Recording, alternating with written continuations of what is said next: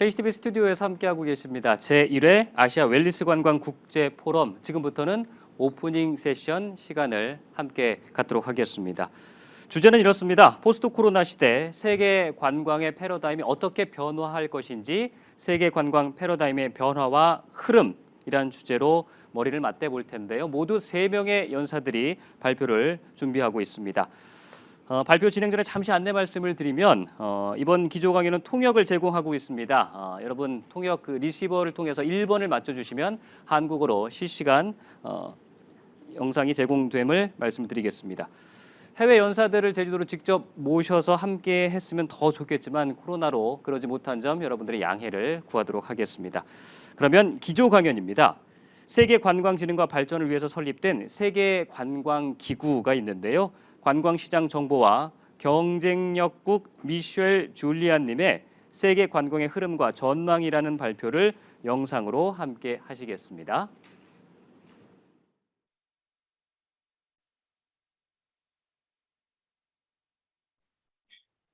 좋은 아침입니다. 제주도에 계신 여러분, 안녕하십니까? 아시아의 웰니스 관광 국제 포럼에 참여하게 되어 정말 기쁩니다.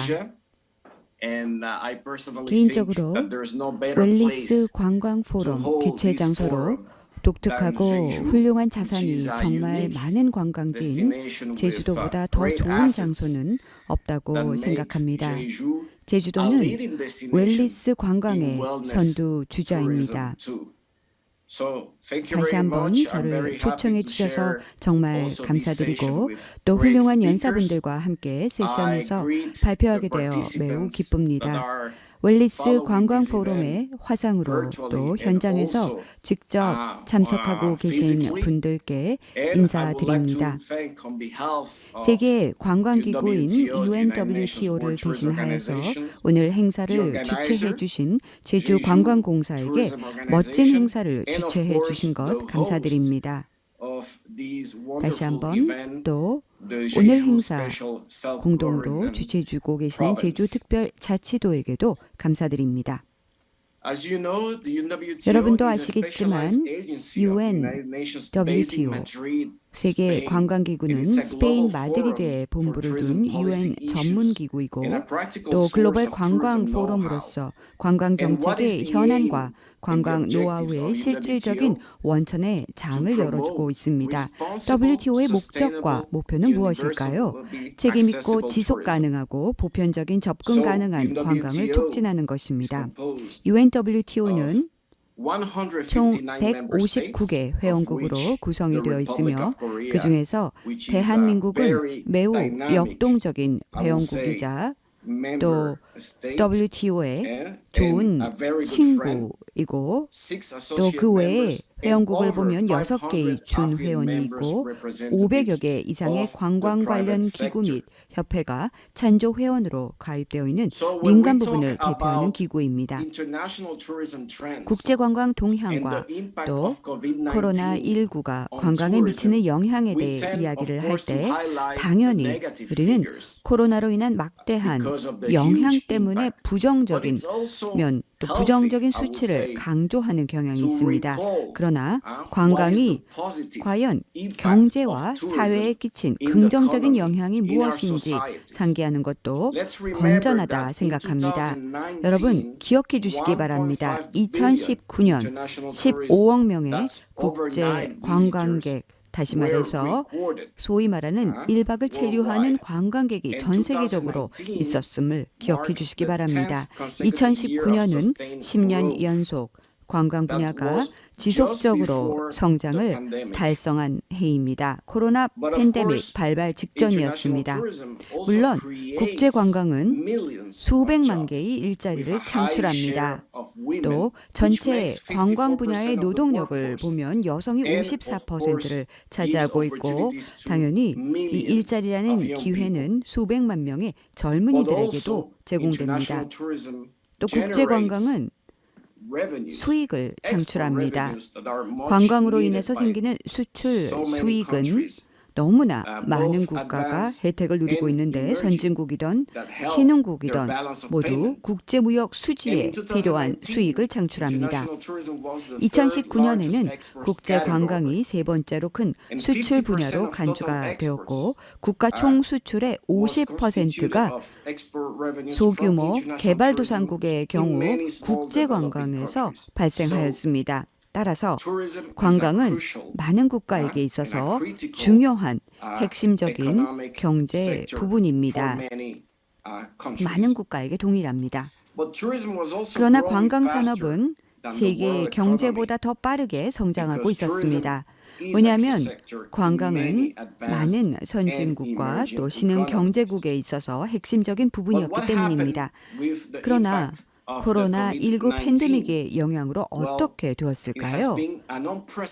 팬데믹은 전례 없는 영향을 관광 산업 전반에 미쳤습니다. 여기 그래프를 한번 보시면 국제 관광 입국자가 급감했다는 것을 아실 수 있습니다. 73% 2020년에 감소한 것을 알 수 있습니다. 이는 2009년 글로벌 금융위기가 발발했던 당시 4% 하락을 기록했는데 그 수치를 훨씬 능가하고 있습니다. 사스가 발발했었을 당시 마이너스 0.4% 하락을 기록했는데 코로나는 관광 역사상 한 번도 본 적이 없는 전례 없는 위기를 가하고 있습니다. 물론 아시아 태평양 지역에서는 해외 관광객 입국과 해외 관광 수입이 역시 코로나19의 영향으로 크게 감소했습니다. 여기 그래프에서 보실 수 있듯이 해외 관광객 입국자 수는 3억 명이 감소하였습니다. 다시 말해 84% 감소 2020년 대비해서 기록했습니다. 또 여기 보시겠지만 글로벌 금융 경제 위기 때 감소했던 1%를 아태적이 훨씬 더 능가해서 더 급 하락을 겪었습니다. 글로벌 경제 위기 동안에 매우 잘 유지가 되었던 전 세계 다른 지역과 비교해 본다면 마이너스 8%를 기록했던 2003년도 사스 전염병 발발 때보다도 훨씬 더 초과하는 것을 알 수 있습니다. 이런 수치를 모두 다 고려해 볼 때 국제 관광은 분명코 30년 만에 30년 전과 다시 강조합니다. 30년 만에 새로운 단계로 접어들어서 국제 관광객 입국이 73% 감소했고 1990년대 수준으로 복귀했다는 것을 뜻합니다. 그 뜻은 해외 관광객 입국 손실이 1조 달러에 육박하고 있고 국제 관광 수출 수익 손실이 대략 1조 1000억 달러 정도가 됩니다. 정말 많은 숫자죠. 1조 1천억 달러라는 숫자는 공이 상당히 많은 아주 대단한 손실입니다. 물론 코로나는 약 2조 달러 GDP에 막대한 손실 초래했습니다. 2조 달러입니다. 마지막으로 관광 산업이 항상 여러분 기억해 주실 것은 막강한 파워가 있습니다. 단순하게 직접적인 일자리뿐만이 아니라 간접적인 일자리를 창출한다는 것을 기억해 주시기 바랍니다. 코로나 팬데믹 기간 동안에 직접적인 관광 일자리 손실 혹은 해고 위험에 처했던 일자리 수가 약 1억 명에 해당합니다. 일자리 창출과 유지라는 것은 무수히 많은 가계, 생계에 관련이 되어 있고 또 그 결과 막대한 삶에 영향을 미치는 것을 여러분 기억하셔야 됩니다. 전 세계 많은 경제에 코로나는 막대한 치명적인 영향을 미쳤습니다. 그렇다면 2021년은 어땠을까요? 코로나 팬데믹이 시작되었던 것은 2020년이었습니다. 그러나 2021년은 어땠습니까? 2021년 또한 국제 관광에 있어서 매우 어려운 해임이 증명이 되었습니다. 2021년 연초 관광 산업은 미약하게 시작을 했고 2021년 반 정도가 지난 후에 북반구 여름 계절 동안에 완만하게 반등세가 목격되었습니다. 지역별로 일부 숫자에서 보실 수 있습니다. 여기 보시겠지만요. 일부 지역에서는 약간의 관광산업 개선이 보이고 있음을 알 수 있습니다. 물론 2021년 1월부터 9월까지 전 세계 해외 관광객 입국 숫자가 20% 감소했습니다. 코로나가 창궐했던 2020년과 대조가 됩니다. 물론 개선이 있었습니다. 하지만 여전히 76% 정도로 훨씬 더 낮습니다. 팬데믹 발발 이전 해인 2019년에 기록했던 수준보다 76% 정도 더 저조합니다. 그렇다면 지역별로 결과를 보겠습니다. 2021년 1월에서 9월까지 유럽의 국제 관광객 도착객 수가 8% 감소한 것을 2020년 대비해서 보실 수 있습니다. 2019년 대비 69%나 감소한 것입니다. 아시아 태평양 지역을 살펴보면 여전히 마이너스 75% 2020년 대비 기록입니다. 왜 그럴까요? 아시아 태평양 지역은 여행 제한이 가장 극심했던 지역이고 또 국가마다 국가 봉쇄와 또 이동 금지령이 실시된 지역이 가장 많았기 때문입니다. 바로 그러한 이유 때문에 여전히 마이너스 75% 2019년 대비해서 혹은 2020년 대비 마이너스 75% 2019년 대비 마이너스 95% 기록입니다. 중동을 살펴보면 2020년에는 마이너스 39%, 아프리카는 마이너스 34% 2020년 기록했습니다. 미주 지역은 가장 견실한 결과를 기록하였는데 이미 수치가 플러스 흑자로 돌아섰습니다. 2020년 대비해서 플러스 1.5% 증가했지만 2019년 대비해서는 여전히 65% 수준에 미칩니다. 이들 수치가 내포하고 있는 의미가 무엇인지 살펴보겠습니다. 코로나19 팬데믹 시대에 여행자들의 행동에 어떤 변화가 일어났을까요? 과연 이러한 행동의 변화가 단기적인 현상일까요? 아니면 지속될 트렌드일까요? 답할 수 없는 질문입니다. 그러나 많은 관광 목적지로서의 국내 관광지가 부상하는 것을 목격했습니다. 국내 관광은 많은 시장에서 긍정적인 신호를 보여줍니다. 사람들은 자택과 가까운 곳, 가까운 관광 목적지, 예컨대 국내 혹은 같은 지역 내에 휴가를 겸한 여행을 하는 경향이 생겼습니다. 또한 국내 관광지가 급증한다는 것은 다시 말해서 하나의 완충 역할을 한다는 뜻입니다. 해외 관광이 급격하게 감소했다는 점을 감안할 때 국내 관광이 증가한다는 것은 여행의 제약으로 인해서 결국 인기 있는 여행 선택지로 국내 관광을 선택하게 되었음을 뜻하고 예를 들어서 농촌 관광, 도로 여행, 또 웰니스 관광, 야외 자연 경험에 대한 관심이 촉발되었다는 뜻입니다. 동시에 소비자는 좀 더 많은 야외에서의 경험을 원하게 되었습니다. 또 소비자는 점점 더 본인의 행동에 책임을 지게 됩니다. 이는 대유행 이전에도 이미 목격했던 추세입니다.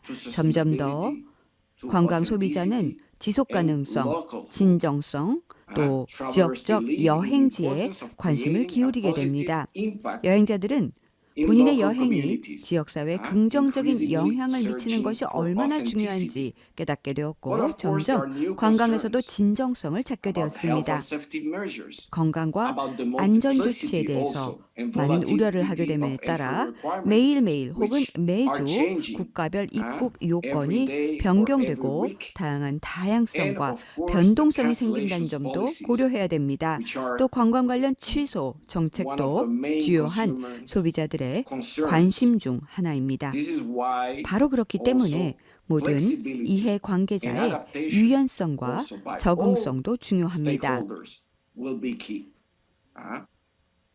마지막 또 고려를 해야 될 것은요. 최후의 순간에 여행 예약을 하는 경우가 늘어나고 여행을 계획하는 시간도 점점 더 짧아졌다는 점을 생각해 보셔야 합니다.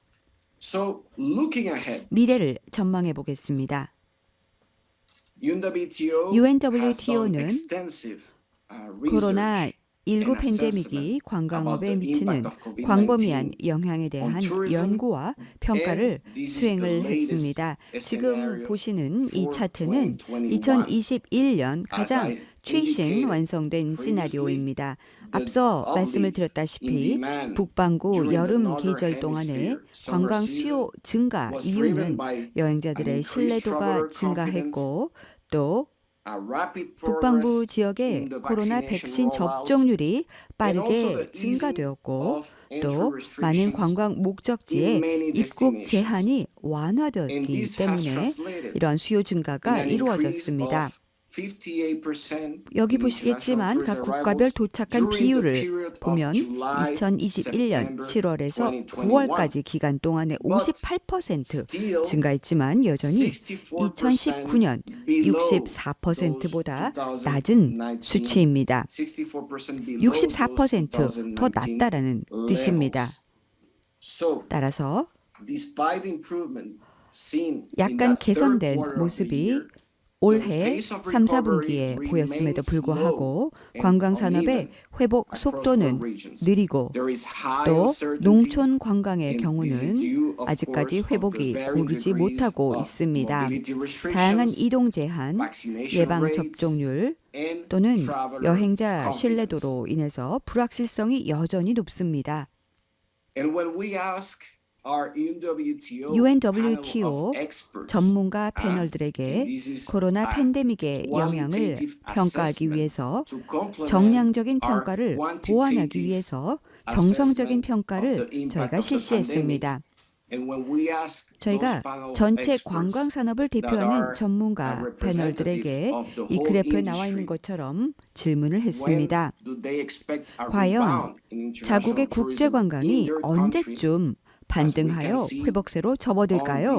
언제쯤으로 예상하십니까? 라고 물었더니 전반적으로 2022년 정도 반등될 것이다 라고 답했습니다. 제가 반등이라고 말할 때는요. 관광 추세가 눈에 띄는 변화를 나타내는 시점을 지칭하는 것입니다. 대부분 지역에서는 전문가들의 추정에 따르면 억눌렸던 관광 수요 소비가 촉발해서 반등이 이루어지는 시점이 2022년 2분기 혹은 3분기 동안이다라고 기대하고 있습니다.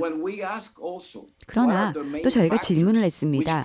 국제관광의 효과적인 회복을 도와줄 억눌린 수요 폭발의 주요 원인이 무엇인가요?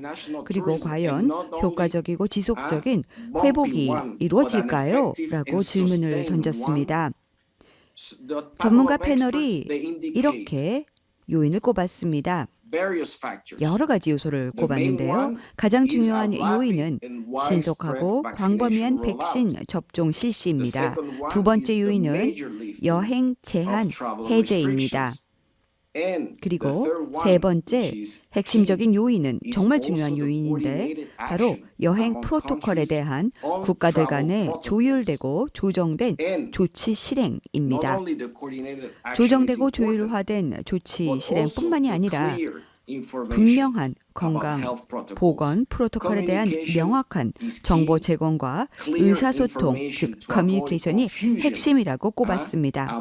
여행자들의 혼돈을 피하기 위해선 명확한 정보 제공 정말 중요합니다. 여기 보시겠지만 전문가 패널이 언급했던 다른 요소들도 있습니다.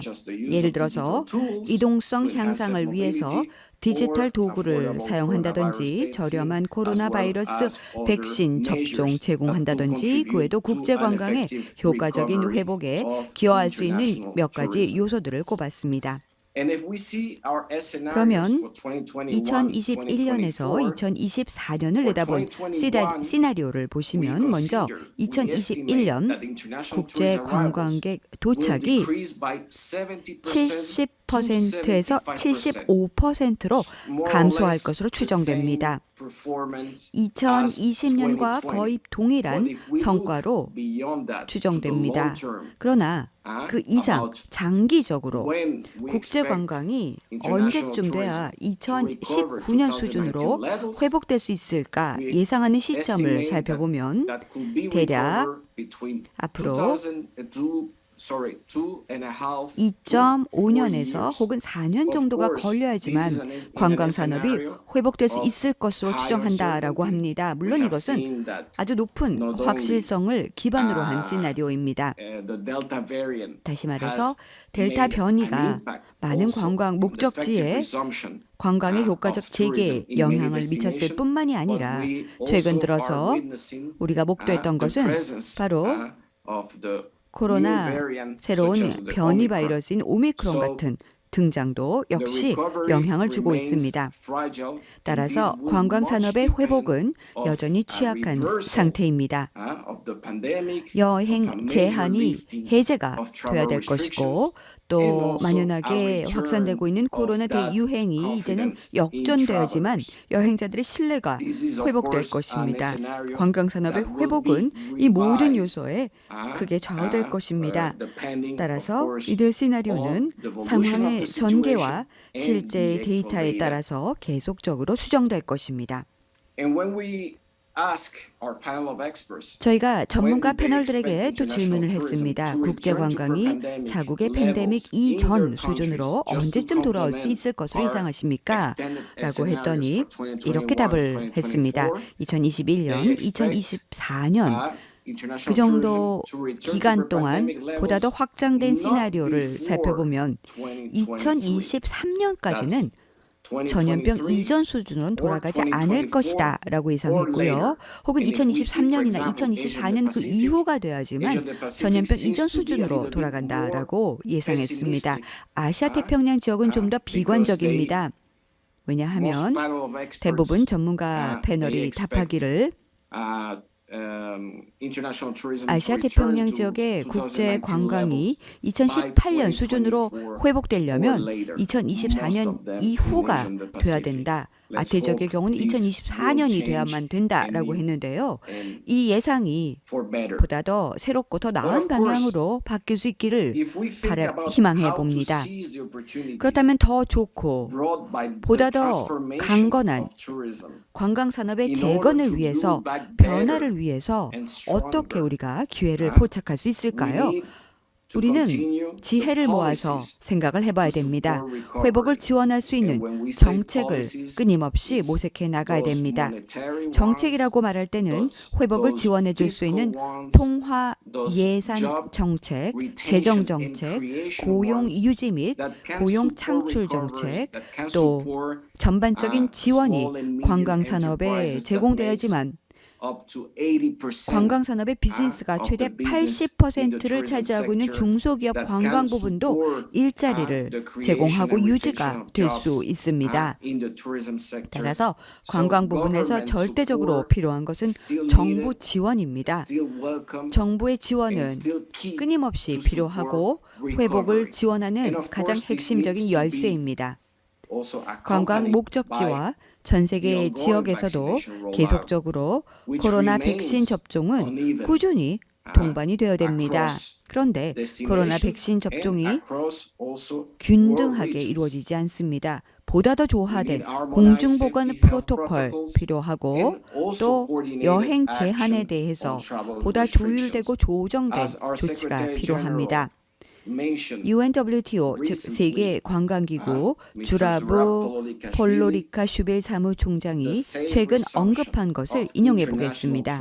국제관광의 안전한 재개는 예방접종에 대한 평등한 접근을 보장하고 또 여행 절차와 관련된 정책을 조정하고 사람들의 이동성을 보다 더 용이하게 하고 지속적인 여행을 위한 디지털 도구, 특히 예방 코로나 접종 증명서의 사용, 그리고 관광산업 지원을 위한 노력에 달려 있습니다. 라고 하셨습니다. 물론 안전하고 강력하며 지속적인 책임 있는 관광 회복을 위한 주요 핵심 축 중에 하나가 나머지 두 개의 축은 바로 혁신과 디지털화입니다. 다시 말해 첫째가 지속 가능성, 둘째가 혁신, 셋째가 디지털화인데 혁신은 물론 기술을 사용하는 것뿐만이 아니라 기본적으로 사고의 틀을 벗어나서 창의적으로 생각하는 것을 뜻합니다. 관광 회복의 두 번째 주요 축은 지속 가능성입니다. 지속 가능성이라고 할 때는 바로 세 가지 주요한 차원이 있습니다. 경제, 사회, 환경, 이 세 가지 분야에 있어서의 지속 가능성이 핵심적인 요소입니다. 긍정적인 영향을 끼치기 위한 노력으로서 우리는 끊임없이 탄소 발자국을 줄이기 위해 노력하고 또 포용을 하면서 지역 사회를 통합하도록 노력을 기울여야 합니다. 이렇게 된다면 궁극적으로 환경에 영향을 주는 탄소 발자국도 줄어들 것입니다. 물론 우리가 대처해 나가야 될 것은 기후변화의 영향 줄이기입니다. 그러한 맥락에서 제주도는 막대한 영향력을 가지고 있습니다. 국내에서 주목받고 있는 관광 대상 지역이 바로 제주도이고 또 그런 의미에서 새로운 소비자들이 찾고 있는 진정성, 지속 가능성, 그리고 또 진정한 지속 가능성이라는 측면에서 양질의 경험 또 새로운 경험을 제공할 수 있는 지역으로서 엄청난 잠재성이 있습니다. 관광은 인간이 태생적으로 원하고 좋아하는 것이라는 사실을 기억해 주시기 바랍니다. 웰리스 관광은 사람에 관한 것입니다. 만약 지속 가능성을 측정하고 싶다라고 한다면, 만약 지속 가능성을 보다 더 잘 관리하기를 원한다면 데이터가 필요합니다. 데이터는 기본입니다. 가장 근본이 되는 것은 데이터인데 그냥 데이터가 아니라 빅데이터입니다. 빅데이터를 활용을 하여 의사결정을 하고 새로운 소비자 트렌드가 무엇이고 어떠한 변화가 있는지를 예상하며 새로운 소비자들의 동향을 추정해 보면서 시장을 좀 더 세분화하는데 데이터가 필요합니다. 다시 강조합니다. 그냥 데이터가 아니라 지속적으로 신뢰할 수 있는 시기적절한 데이터, 바로 관광 산업을 복원하려면 데이터가 필요합니다. 데이터 혁신, 디지털화, 끊임없이 관광 산업의 지형을 매우 빠르게 변화하고 있는 기본인데요. 이를 위해서 기술과 교육, 근본적으로 이루어져야 됩니다. 단순한 기술이 아닙니다. 양질의 경험을 제공하기 위한 기술뿐만이 아니라 도전에 대비할 수 있는 스킬도 끊임없이 연마해 나가야 합니다. 관광 분야의 디지털화도 새로운 직업, 미래 직업, 또 새로운 일자리에 맞게 협력을 해나가야 됩니다. 모든 이해관계자뿐만이 아니라 민간 부분과 또 공공 부분 간에 있어서의 모든 이해 당사자들에게도 동일한 기회를 제공하면서 끊임없이 협업해 나가야 됩니다. 여기에 저는 지역 공동체를 포함시켜야 된다라고 강조하겠습니다. 소위 말하는 PPC, 즉 Public Private Community Partnership, 민간 공공체 공공 분야의 파트너십이 이루어져야 됩니다. 건강 관리와 웰니스 관광 또는 관광 분야의 웰니스는 너무나도 파트너십을 필요로 합니다. 각기 다른 이해 당사자들 간에 있어서의 가치 사슬에서도 파트너십이 필요합니다. 예를 들어서 농촌 관광의 웰빙 기반의 관광 혹은 또 예컨대 시너지를 창출하기 위한 미식을 기반으로 하는 지속 건강한 관광 상품을 구축하기 위해서 혹은 다양한 관광 분야의 활동을 보완하고 협력하기 위해서는요, 반드시 파트너십과 또 이해 당사자들의 협업이 필요합니다. 다시 강조합니다. 협업과 협력이 절대적으로 핵심 요소입니다. 그리고 투자 정말 중요한데요. 녹색 투자, 그린 투자가 화두가 되고 있는 현재 최근 재정 지원이 줄어들고 있는 관광 산업의 회복을 촉진하기 위한 그린 투자가 필요합니다. 지속 가능성과 관련된 녹색 투자도 중요합니다. 투자는 더 큰 영향을 미칠 수 있으며 경제 발전에 긍정적인 영향을 미칠 수 있습니다. 나아가서 당연히 미래를 향해 나아갈 때 경제 발전을 위해서도 투자는 관광 분야에 이루어져야 됩니다. 당연히 투명하고 효율적인 자금 관리를 원한다면 거버넌스도 중요합니다. 자금과 관련된 거버넌스도 중요합니다. 마지막으로 하지만 또 중요한 것은 소비자 보호를 위한 법규, 규제, 윤리입니다. 너무나 많은 변화가 동시다발적으로 일어나고 있다는 점을 감안을 할 때 법규와 규제, 윤리는 근본적인 사안입니다. 의료 관광뿐만이 아니라 웰니스 관광에서도 규제와 윤리는 중요합니다. 왜냐하면 사람과 관련된 것이고 소비자의 권리와도 직결되어 있기 때문에 반드시 규제와 윤리가 명확하게 명시되어야 합니다. 이 마지막 슬라이드가 제 결론 슬라이드인데요. 이제는 여러분들께 UNWTO의 자원을 제시해 드리겠습니다. 어떻게 관광 산업을 복원하고 회복할 수 있는지 웹사이트 접속해 보시기 바랍니다.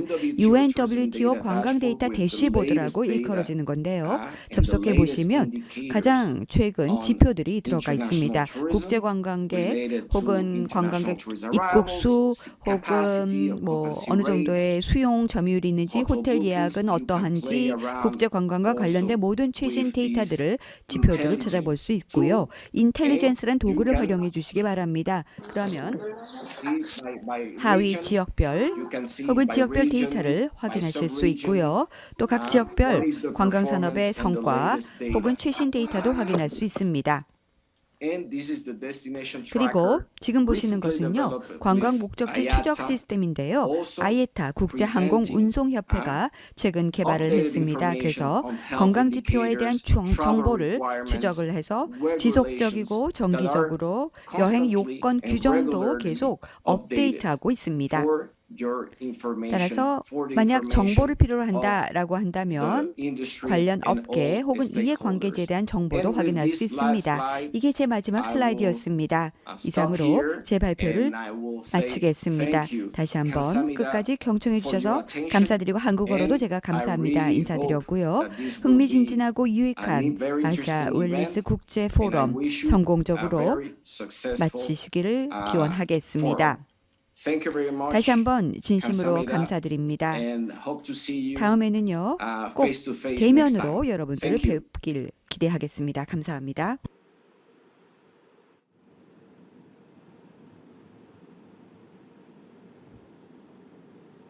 네, 세계 관광기구 관광시장 정보 및 경쟁력국의 미셸 줄리안님으로부터 세계 관광의 흐름과 전망이라는 주제로 함께 발표를 들어봤습니다. 코로나 이후 세계 관광의 변화를 이제 감지할 수 있는 말씀을 쭉 해주셨고, 사람들이 이제 가장 큰 특징은 이런 거였습니다. 사람들이 국내로 관광 시장을 돌리기 시작했다. 여행 목적지에 눈을 돌리고 있다라는 점이 가장 큰 특징이다라는 말씀을 해주시면서 아직까지는 이제 관광 시장의 회복이 굉장히 속도가 더디다라는 말씀과 함께 반등은 2022년 2, 3분기라고 예상을 했지만 완벽하게라기보다 제 위치를 어느 정도 찾기까지는 한 3, 4년은 더 걸려야 될 것 같다라는 말씀을 해 주셨습니다. 그러면서 이제 우리들이 어떻게 준비를 해야 되는지도 조목조목 좀 짚어 주셨는데 상당히 시사하는 바가 많았다고 생각을 합니다.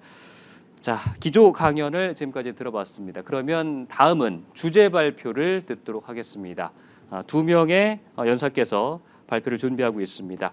첫 번째 주제 발표는요. 글로벌 웰리스 연구소의 수지 앨리스 회장께서 해주실 텐데요. 코로나19 시대 웰리스 관광의 이해라는 주제로 발표를 해 주시겠습니다. 이번 주제 발표는요. 한국어 자막이 영상에 준비가 돼 있습니다. 참고해 주시기 바라겠습니다. 그러면 발표 들어보겠습니다.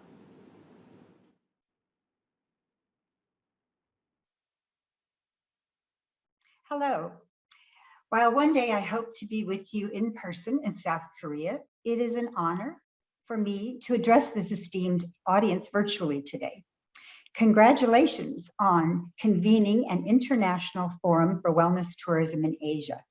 Your efforts to focus on wellness tourism in general seems very well timed, given the world's increasing focus on health and wellness due to the global pandemic that has, of course, affected us all.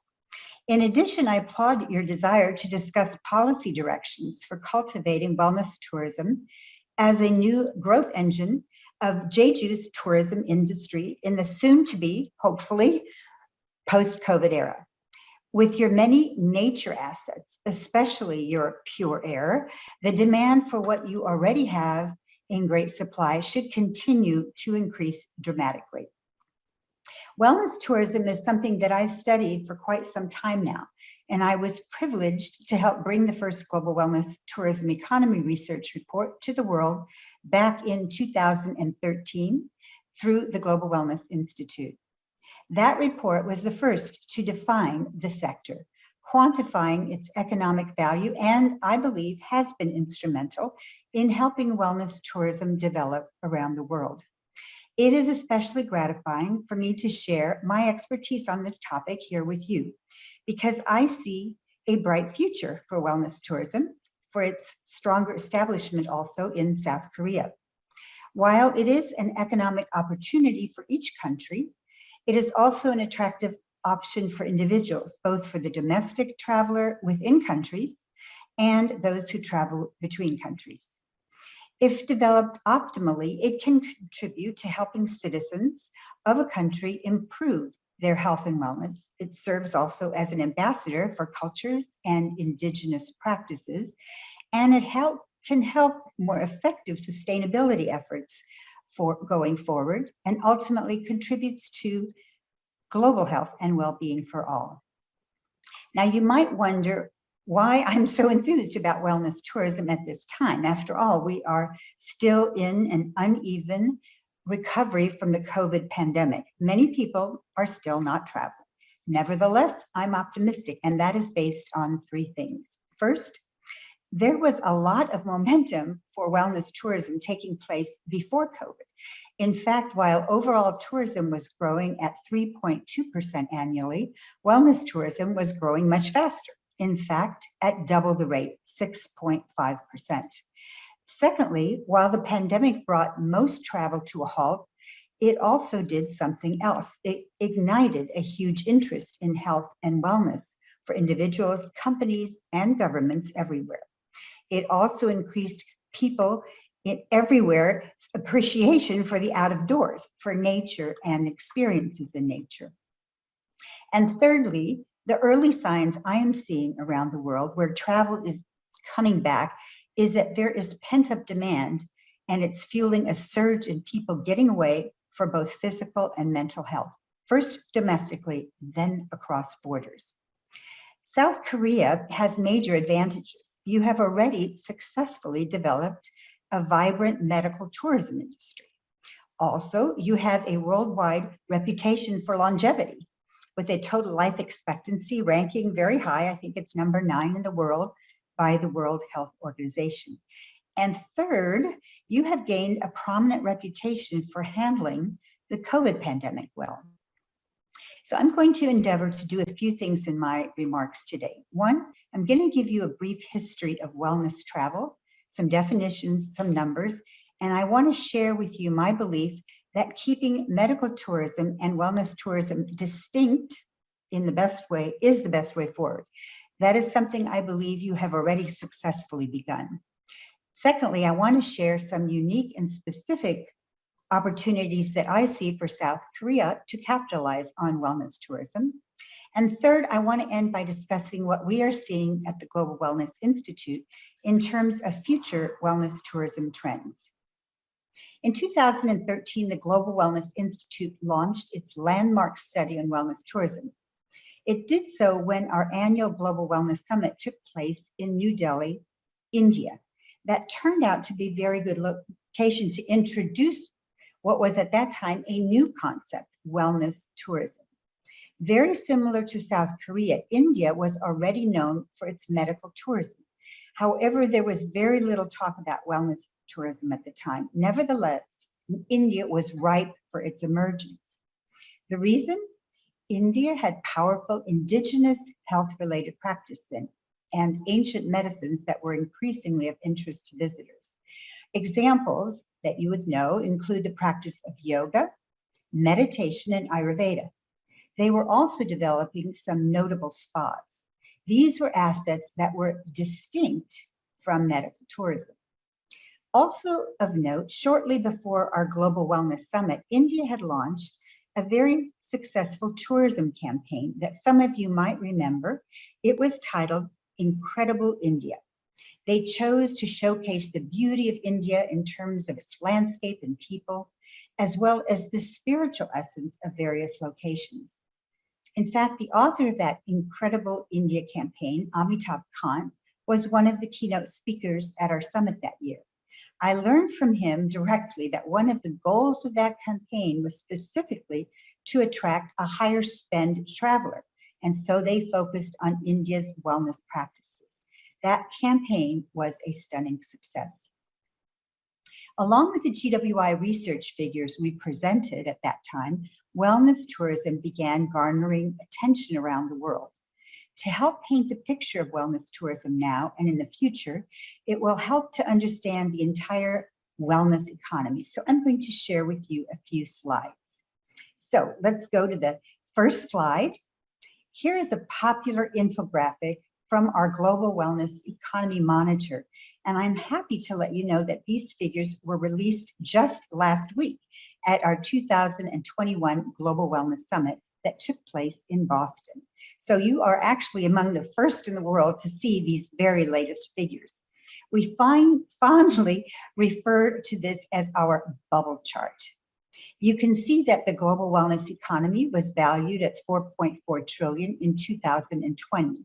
And note that there are 11 bubbles or wellness markets. They are depicted in proportion to the revenue they contribute to the global wellness economy yearly.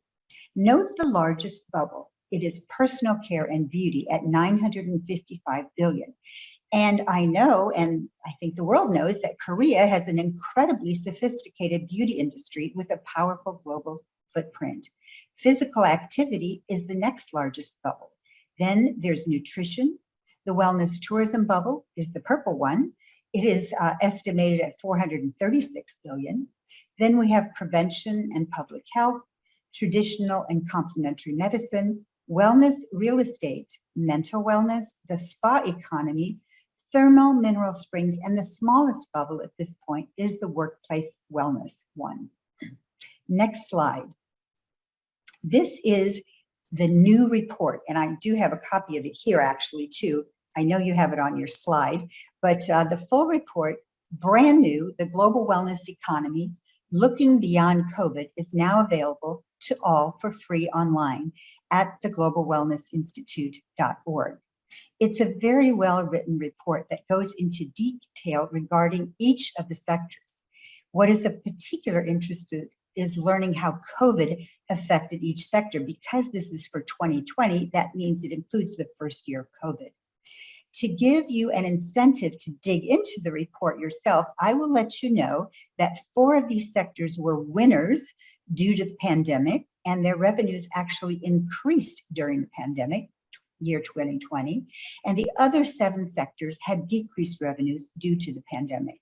Of course, as expected, wellness tourism was one that saw a major decrease, as I will share with you shortly. Next slide.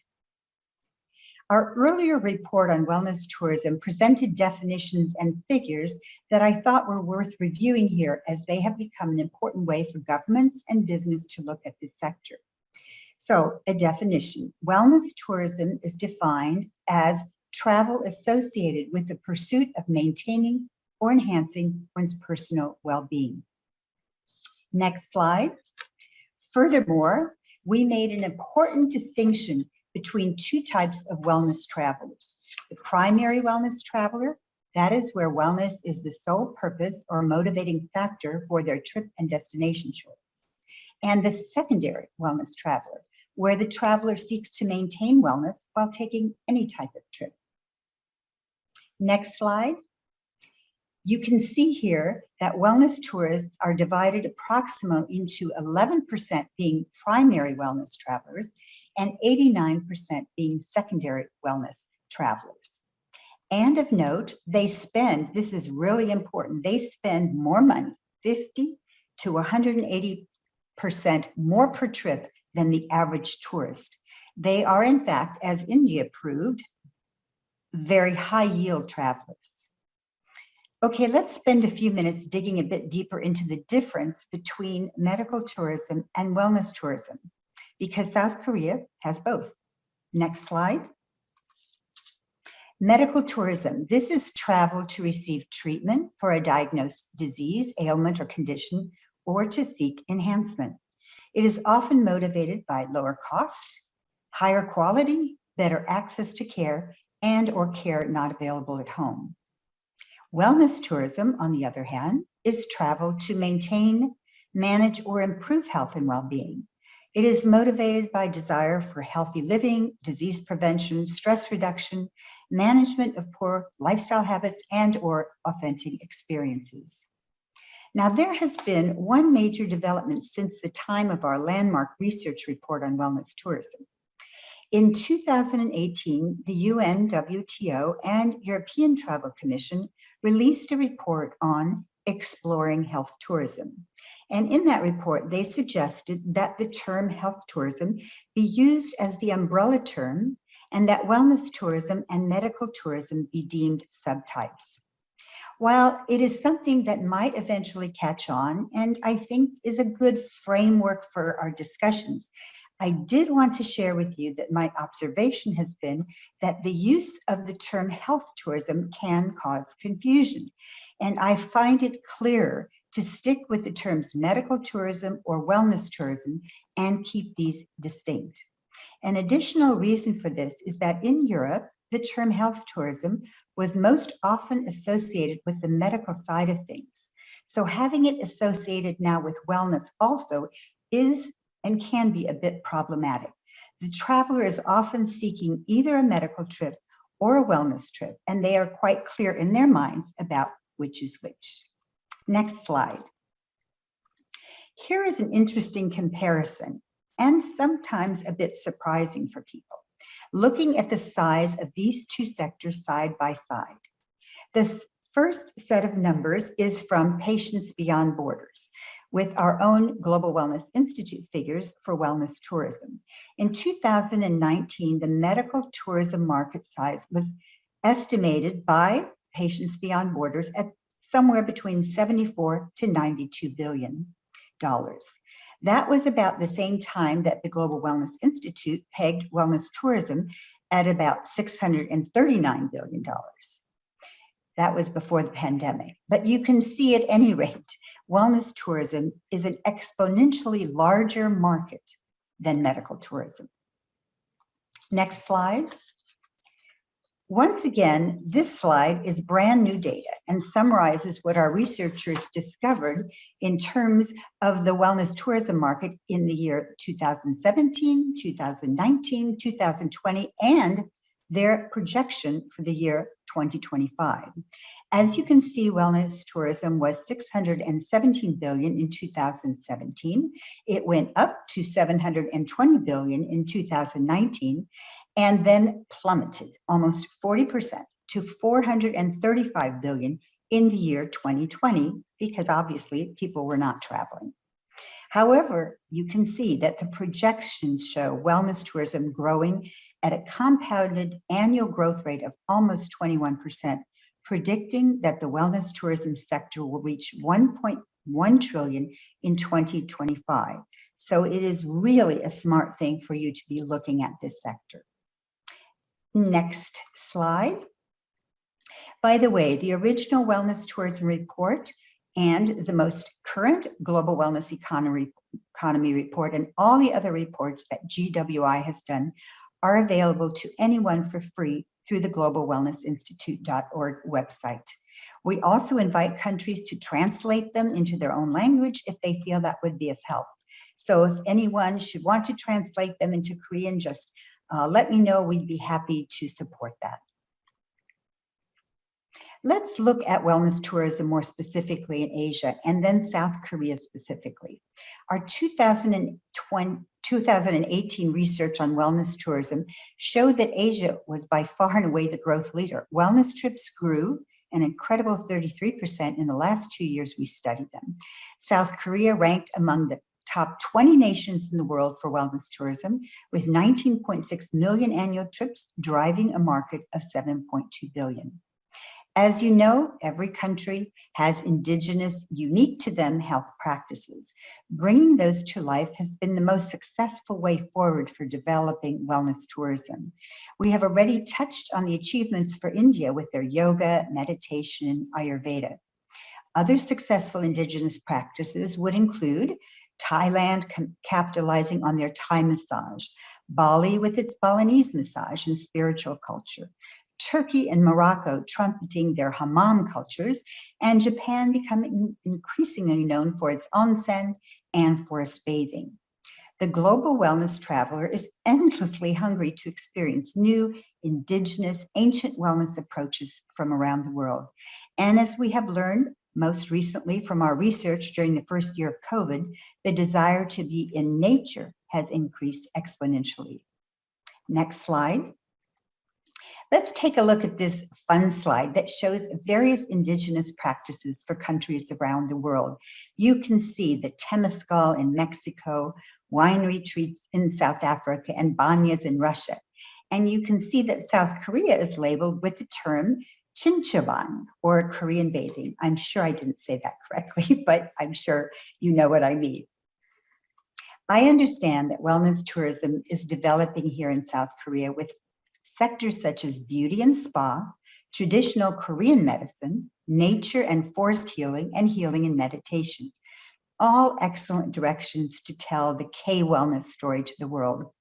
However, I would like to point out that you might be missing out on some things that the rest of the world already attributes very positively to South Korea.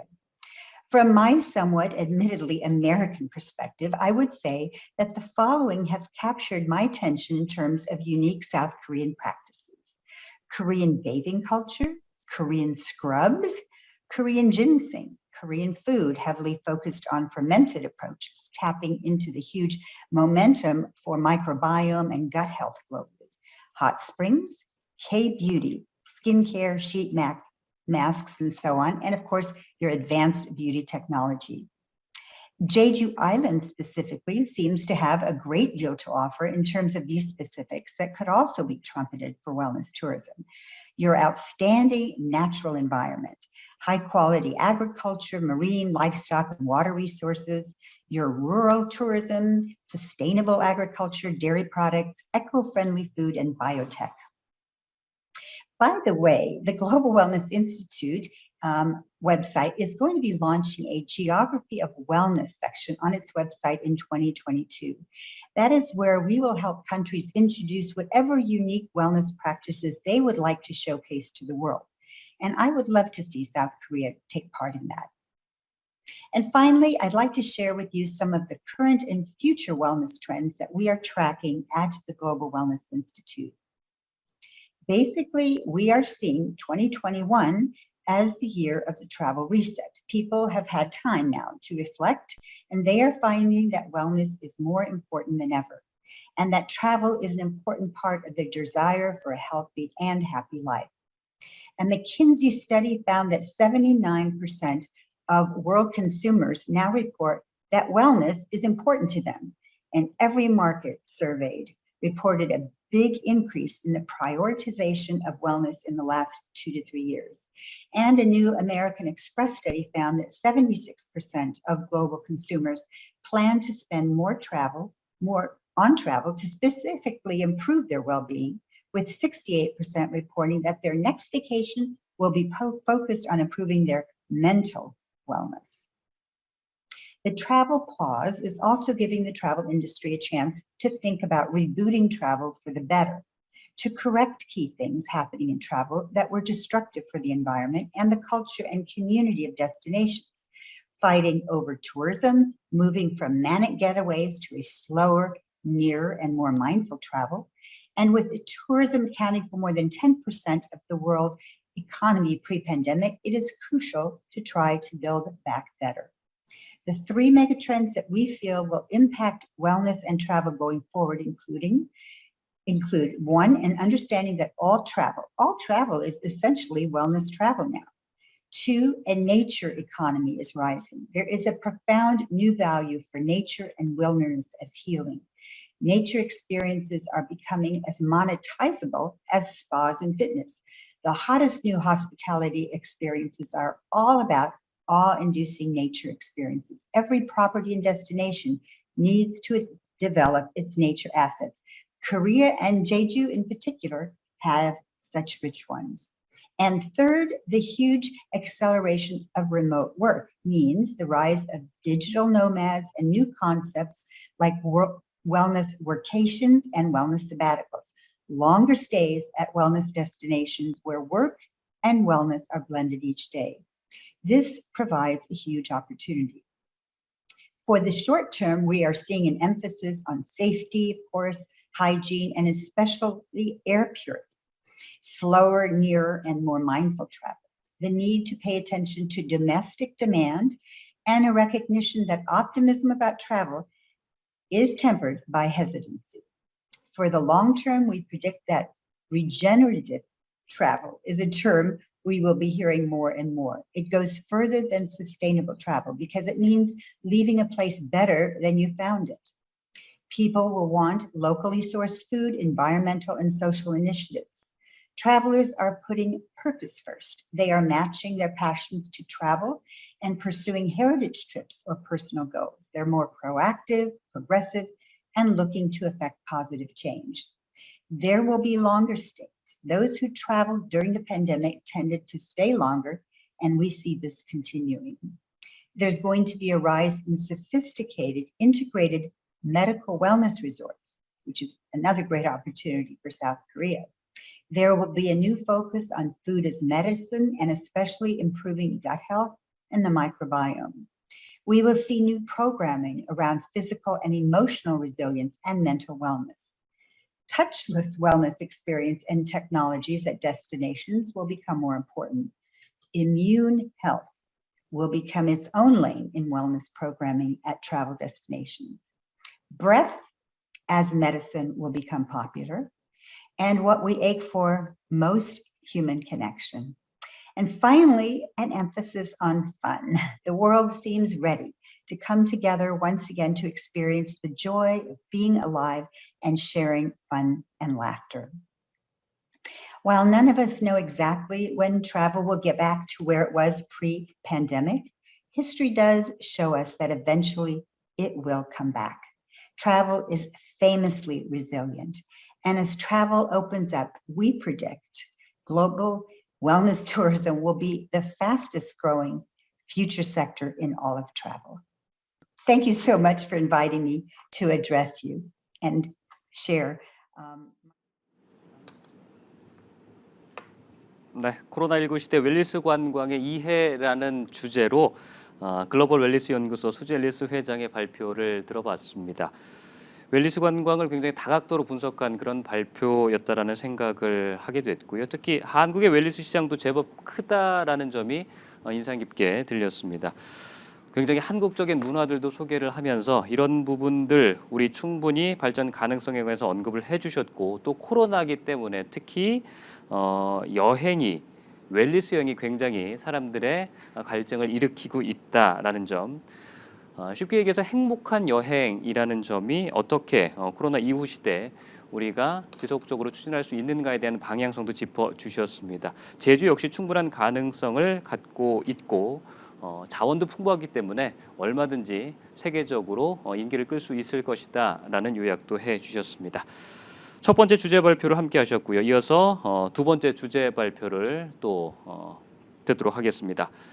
이번에는 일본의 아오키 신지 교수께서 관광 매력을 전환하는 관광, 지속 가능한 지역 교류형 활성화라는 주제를 해주실 텐데요. 통역을 지원하도록 하겠습니다. 역시 채널 1번으로 맞춰주시면 한국어로 동시 통역을 여러분들께 전해드리도록 하겠습니다.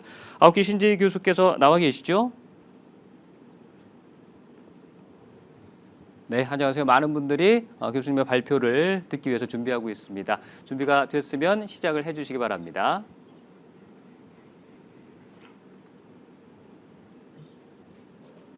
はい、皆さん、こんにちは。アニハセヨ。チェジュの皆さんとはですね、だいぶ前に一度お会いしまして、今回はこうした形でのですね、発表になります。時間が制約されているので、もうすぐ中身に入りたいと思いますが、まずは国際シンポジウムという形で、ウェルネス観光のあり方について、チェジュという非常に恵まれた観光地の可能性を探るというところに、お招きいただいたことに感謝いたします。私のテーマは、やっぱり観光の転換というような時代性の中で、従来の左側に映っているような大量の旅行者が観光地を訪れていろんな問題を起こすというところから、右のように日本の伝統的な農村の地域に訪れて、そこでゆっくり滞在し、少人数で安心安全な一つの旅にですね、向かうという、こういう流れになっているという話をしたいと思います。次お願いします。 다음 페이지로 넘어가도록 하겠습니다. これ自分でやった方がいいんでしょうか。はい。こ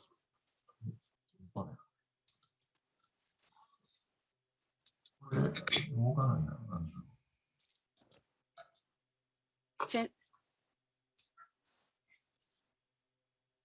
はい、すみません。 네. 먼저 인바운드 관광 네, 우선 인바운드 관광요. 한국도 2018년, 2019년 굉장히 급성장을 했는데 코로나19로 인해서 급변했죠. 팬데믹이라고 하는 굉장히 부조리한 정말 상상할 수도 없는 정말 큰 문제가 발생을 했습니다. 그래서 관광이 전환을 할 수밖에 없게 되었습니다. 지금까지는 이제 인터내셔널한 매스 투어리즘이었고 많은 사람들이 여러 곳을 오는 그런 관광이었는데요. 그런 관광이 아니라 지역의 사람들이 소그룹으로 감동적이면서도 마음이 편안해지는 그런 관광을 하는 흐름으로 지금 바뀌지 않을 수 없는 상황이 되었습니다. 다른 한편으로 이제 지구 환경 문제가 있는데요. 그야말로 기후 온난화 속에서 굉장히 지구 환경 변화가 큰 문제로 대두되고 있습니다. 관광이라는 문제가 어떤 의미에서 지역을 바꾸거나 또 경제를 어떤 풍요롭게 만드는 플러스적인 측면도 있지만 환경에 대해서 부하를 입히는 그런 어떤 마이너스적인 그런 측면이 있어서 투어리즘이 새로운 어떤 조류를 찾을 수밖에 없게 되었습니다. 특히 투어리즘 포비아라는 말이 있는데요.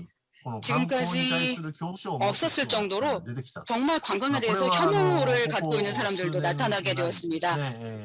최근 몇 년 동안 이러한 현상들이 벌어지고 있는데요. 관광을 혐오하는 그런 사람들이 나타나게 됐다는 것이고요. 일본의 경우에는 교토 같은 굉장히 많은 사람들이 찾는 관광지가 있습니다. 그래서 생활하는 사람들의 어떤 생활에 굉장히 큰 영향을 미치고 그래서 이제 혐오감을 불러일으키는 것입니다. 그리고 그와 동시에 대량 관광이라는 것은 환경 부하를 미치게 되기 때문에요. 쓰레기라든가 소음이라든가 이런 문제를 어떻게 줄일 수 있을 것인가 이런 부분이 과제가 되고 있고 최근 들어서는 그리고 또 SDGs하고 맞물려서요. 구체적으로 이런 어떤 과제 같은 것들을 내세우면서 폭넓게 친환경적인 그런 방식을 모색하지 않을 수 없게 되었고요. 투어리즘도 그 영역에서 벗어날 수 없게 되었습니다. 왼쪽에 보시면은 교토의 아름다운 누구나가 가고 싶어하는 그런 관광지입니다. 여기에 일본인도 포함을 해서 세계 각국에서 오른쪽처럼 굉장히 많은 분들이 찾아오셔서 교토 사람들은 정말 더 이상 오지 말아달라라는 그런 식으로까지 생각하게 되었습니다. 이 문제를 어떻게 할 것인가 해서 교토 사람들도 굉장히 많이 고민을 하게 되는데요. 코로나 덕분이라고 할까요? 코로나로 인해서 어쨌든 그런 문제점들이 지금 현재는 해소된 상황이라고 볼 수 있겠습니다. 그런 가운데서 친환경적인 관광, 그리고 사람 친화적인 관광, 지역 친화적인 관광, 그리고 여행을 기획하는 여행사 입장에서도 친화적인 관광 이라는 것이 무엇일까를 생각하게 되었습니다. 일본에는요, 오미 상인이라는 과거에 아주 상업이 흥하던 시절에 상인이 있었는데요. 장사를 하는 사람이나 사는 사람이나 사는 지역의 사람들이나 모두 삼자에게 좋은 그 상행위를 해야 된다라는 사고방식을 가지고 있었는데요. 그런 것처럼 삼대 주체에게 모두 좋은 관광이 되어야 되고 또 더 나아가서는 여행사까지 좋은 4대 주체에게 모두 좋은 관광이 되어야 되고 그것이 더 나아가서는 서스테이너블 투어리즘, 지속 가능한 관광으로 이어져야 된다라고 생각하게 되었습니다. 특히 이제 관광이라는 것은 다양성을 살리는 것이 요구가 되고 있습니다. 그래서 일본에서는 지금 현재 생명과 마음의 관광이라고 불리는 것들이 있는데요. 먹거리라든가 건강, 보건, 의료, 힐링, 문화, 복지 이러한 것에 대해서 이러한 쪽으로요. 관광이 확실하게 이제 결부가 돼서 바뀌게 되는 것이죠. 그냥 단순히 먹거리만 해도 그냥 먹는 게 아니라 몸에 좋은 것들을 먹게 되는 것이고요. 그냥 가는 게 아니라 그곳을 방문을 할 때 어떤 건강에 도움이 될 만한 행동을 하는 거죠. 도보로 걷기도 하고 사이클링을 하기도 하고 여러 가지 액티비티를 생각하게 되는 것입니다. 이런 다양한 활동이 이루어지게끔 달라졌습니다. 사실 교토에서 새로운 움직임이 벌어지고 있는데요. 이러한 지금까지의 그 과잉 관광, 관광 공회 이런 말들이 나오는 가운데서 한 대학생이요. 소프트적인 측면에서 이것을 해소하자라고 해서 관광객이라든가 지역 주민들에게 교토의 어떤 교토에 대해서 어떤 리스펙트라고 해야 되나요? 존중하는 그런 마음을 표하자라는 의미에서 팔찌를 구매를 해서 찰 수 있도록 해서 윤리적인 관광객으로서 민폐를 끼치지 않도록 하자라는 캠페인을 벌인 적이 있습니다. 한국에서 제가 이제 페어 투어리즘이라는 것을 배웠는데요. 그러니까 윤리적인 투어리즘, 에시컬 투어리즘, 여행객이 윤리관을 가지고 본인이 방문한 관광지에 민폐를 끼치지 않는 것이죠. 그래서 관광객이 관광지에 있는 주민들과 더불어서 서로 마음을 교류하는 그러한 노력이 교토에서 이루어지고 있는 것입니다. NPO 법인이 이것을 시작을 해서 젊은 여성이 이러한 캠페인을 벌이고 있다는 말씀이었고요. 다른 한편으로 이제 북쪽의 이와테현 같은 경우에는 그린 투어리즘의 선진 지역이라고 불리는 지역입니다. 이 지역에서도요, 먼 곳에서 사람들이 안 오기 때문에 마이크로 투어리즘이라고 해서요. 다시 한번 이 도노시라는 곳을 재조명해보자 해서 로컬 투어리즘, 마이크로 투어리즘을 해보게 됐던 것입니다. 그래서 마음 가는 대로 느긋하게 마을을 산책하고 시골을 산책하고 하는 것인데요. 사실 지금까지 별로 안 갔던 여러 과자 판매점이라든가 아주 오래된 그런 가게 이런 데를 일부러 가서요. 거기서 판매하는 어떤 과자들이 어떻게 만들어졌는지 이런 것들을 주인한테 설명을 듣기도 하고 이런 식의 관광을 즐기는 것입니다. 그리고 시골길을요, 자전거를 타고 경치가 좋은 곳을 지금까지는 차를 타고 쭉 지나가 버렸었던 곳을 천천히 느긋하게 어린이든 어른이든 이렇게 자전거를 타고 느긋하게 돌아다니면서 그 지역의 장점을 알도록 하는 것이고요. 그리고 맛있는 채소를 먹고 이렇게 또 차를 마시고요. 이런 식으로 지역에 사는 사람들이 그 지역의 매력을 일상 속에서 살아가고 있는 그런 지역 주민들의 삶을 여행해보자라는 그런 투어리즘, 이것이 지금 이제 시작한 상황입니다. 굉장히 흥미로운 상황이 또 있는데요. 이것은 도쿄의 준텐도 대학이라는 대학이에요. 네, 지금 글자가 깨져 있습니다만 준텐도 대학이 되겠습니다. 여기에 연구원 선생님께서요. 지금까지 우리가 이제 그린 투어리즘을 통해서 다양한 기획을 해온 것들, 이것이 얼마만큼 신체에 인체에 영향을 미치는가, 효과를 미치는가, 또 의료적인 효과 부분에서요. 타액을 분석을 한 결과가 되겠습니다. 몸 속에 여러 가지 들어있는 성분, 예를 들어서 콜레티졸 같은 그런 코르티졸 같은 성분은요, 스트레스를 완화하는 성분으로서 알려져 있습니다. 그런 성분들이 얼마만큼 이렇게 높아졌는지 그런 것들을 살펴본 것입니다. 예를 들어서 첫 번째로 보시면은 농사 체험을 함으로써 장기적인 스트레스가 해소되거나 긴장감이 완화되거나 행복감이 증진돼서 느긋하게 잘 수 있다는 것입니다. 농사 체험을 안 하더라도 그냥 농촌에 가기만 해도 여러 가지 체험을 하는 것만 해도요, 사실은 장기적인 스트레스 해소 작용이라든가 행복감 증진 작용이 있다라는 것입니다. 그리고 자연 체험을 통해서 캠프라든가 아름다운 경관을 바라봄으로써 스트레스가 해소된다는 것이고요. 또는 또 네 번째인데요, 꽃과의 교감입니다. 꽃을 보거나 혹은 꽃꽂이를 직접 해봄으로써 스트레스가 경감된다는 것이고요. 또 차를 마셔보거나 또 그 지역에 아름다운 독특한 어떤 요리 같은 것들을 먹어봄으로써 행복감을 증진시킬 수 있다는 얘기가 되고 있고요. 그리고 그 지역에 숙박을 함으로써 또 그러한 스트레스 개선 효과가 있다는 것입니다. 수면을 잘 취할 수 있다는 그런 작용이 있고요. 지금까지 코로나 때문에요. 사실은 집에만 머물러 있었습니다. 도쿄 사람들은 다 그랬죠. 일시적으로는 전혀 외출을 하지 못해서 정말 스트레스가 많이 쌓였고요. 부부관계도 그렇고 굉장히 많이 스트레스가 쌓인 상황이었었습니다. 그것을 완화하는 데 있어서 워케이션이라고 해서 시골에서 근무를 해본다거나 혹은 휴가를 간다거나 농사일을 배워본다거나 지역 사람들과 교류를 해본다거나요. 업무라든가 휴가라든가 어떤 교육이라든가 교류 이런 것을 통해서 지역 속에서 스트레스를 경감시켜 나가고 그리고 그 안에서 업무를 하는 그런 프로그램들 이런 것들을 앞으로 계속 개발을 해서요.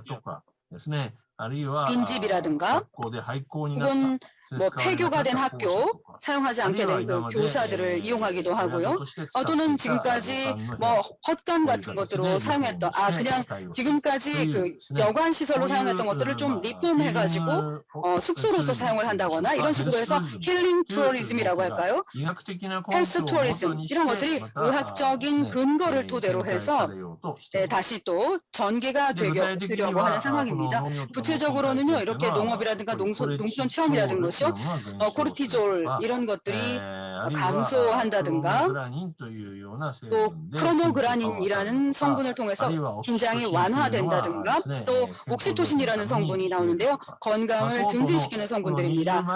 이렇게 그 타원이 두 개로 이중으로 되어 있는 것은 굉장히 특히 효과가 있다라는 얘기가 되겠습니다. 그리고 그냥 하나 동그라미 하나짜리는 그 나름대로 효과가 있다라는 거고요. 삼각형은 그냥 그럭저럭 있다라는 얘기가 되겠습니다. 이런 식으로 해서요. 각각의 그린 투어리즘이라든가 농촌 숙박 이러한 어떤 컨텐츠를 토대로 해서 효과가 있다.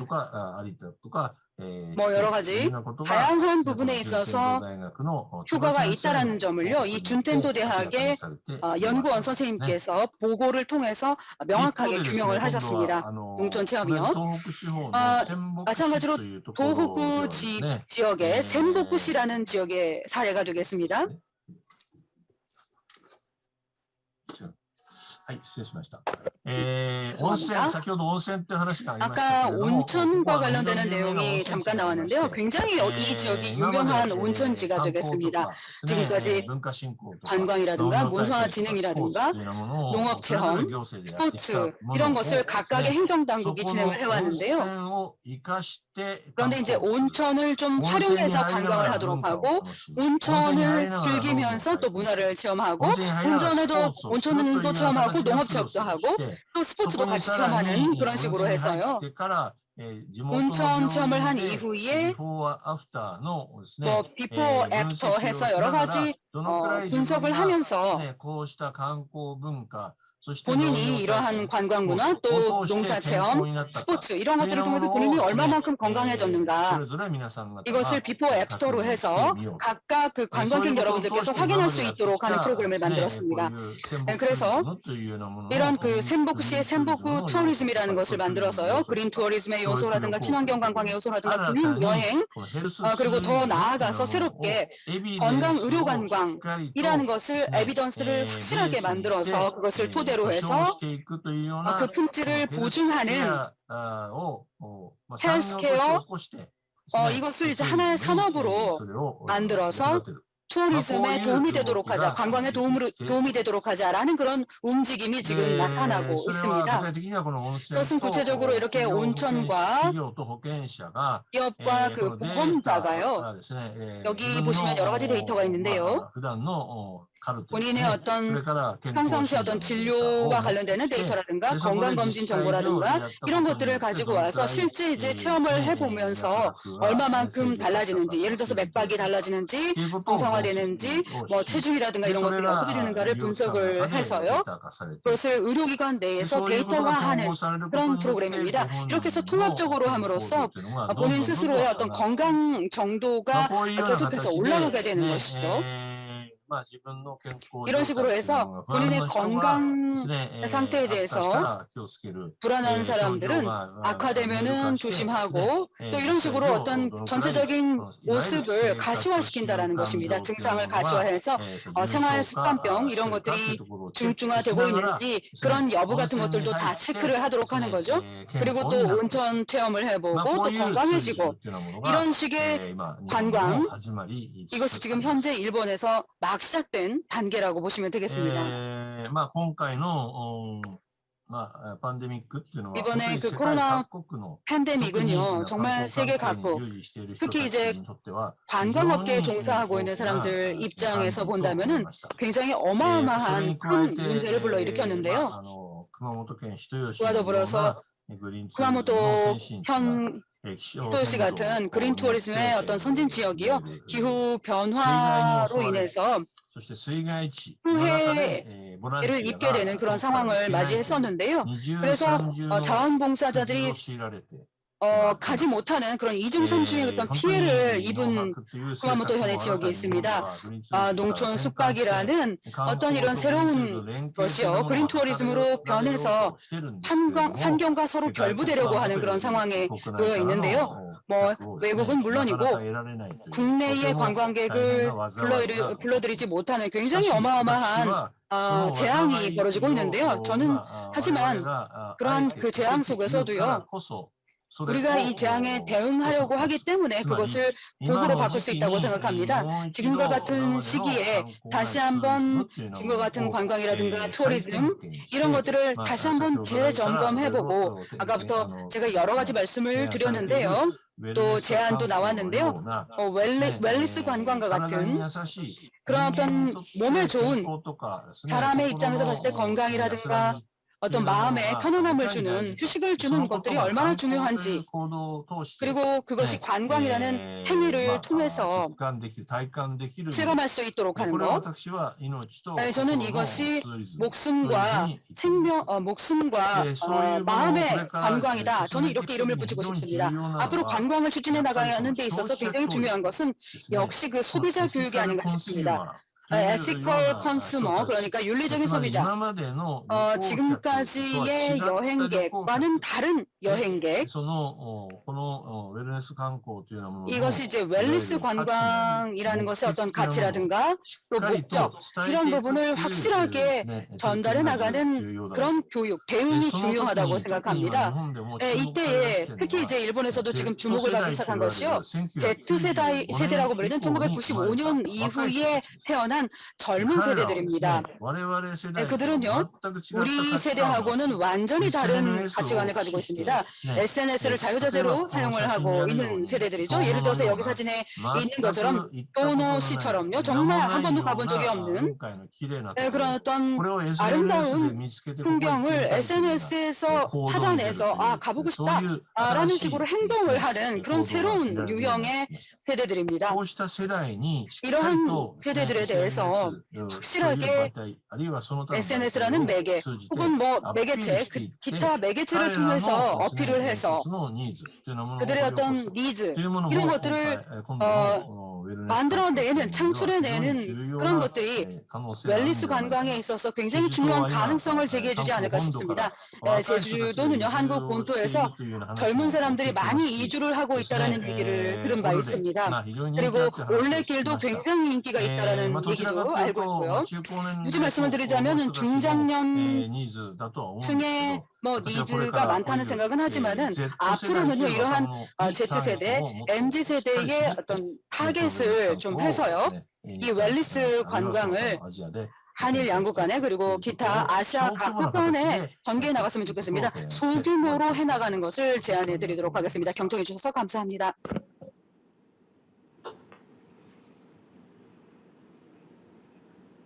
네, 도요대학교 아오키 신지 명예 교수님께 감사의 말씀을 드리겠습니다. 코로나 시대 일본의 사례를 이제 말씀을 해주셨고요. 어떻게 하면 한일 간 지속 가능한 관광 산업을 연계해 갈 수 있는지도 정리를 해주셨습니다. 일본도 역시 힐링과 자연과 이제 건강에 초점을 둔 관광 산업에 관심이 많고, 특히 이제 지역 주민과 협업해가면서 지역 관광지 활성화에 대해서 모색을 굉장히 하고 있다라는 얘기를 해주셨습니다. 발표 시작할 때 리시브 음향 상태가 좀 고르지 못했는데 이 점 현장에 계신 여러분들께 양해의 말씀을 구하겠습니다. 네, 그러면 오프닝 세션은 여기서 마무리하도록 하겠습니다. 참가해주신 발표자 그리고 온라인 시청해주신 시청자 여러분께 감사드리고요. 잠시 후에는 아시아 웰니스 관광 국제 포럼 글로벌 선진 사례로 살펴본 웰니스 관광이라는 주제로 세션 이어가도록 하겠습니다. 그때 뵙겠습니다. 고맙습니다.